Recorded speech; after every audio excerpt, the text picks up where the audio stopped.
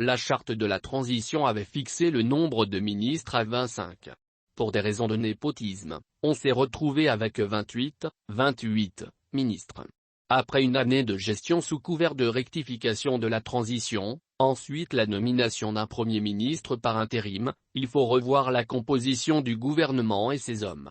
Sur les 28 ministres du gouvernement, 4 ont montré leur incapacité notoire à relever le défi de l'excellence.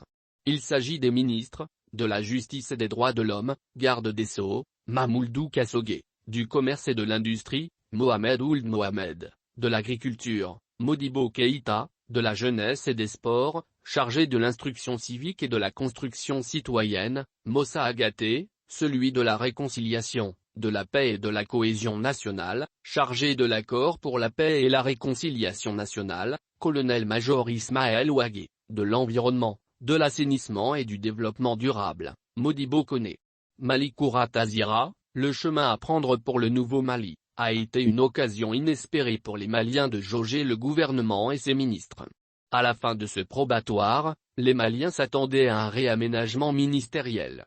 Mais hélas, Monsieur le Président de la Transition, les Maliens ont soif de justice. Il y a une lenteur délibérée pour rendre justice.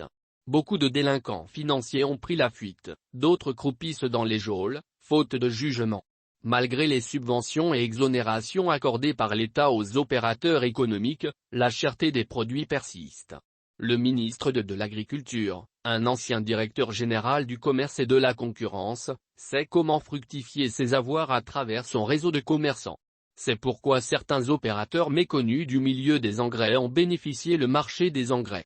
Sur les antennes de l'ORTM, il a laissé entendre qu'il a remis 10 milliards de FECFA à 6 opérateurs économiques. Un seul aurait emmené quelques sacs d'engrais. Jusqu'ici le ministre Modibo Keïta n'a ni sanctionné ni situé les responsabilités.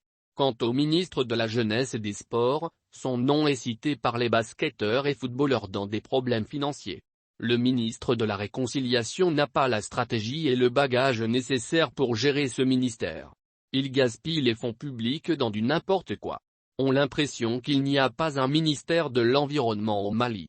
Tout est en voie de destruction: fleuves, rivières, marigots, forêts, terres, collines, montagnes.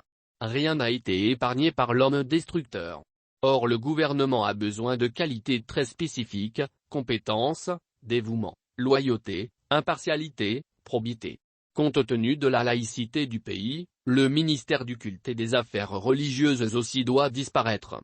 La raison est simple, depuis sa création, le ministère est toujours dirigé par des musulmans.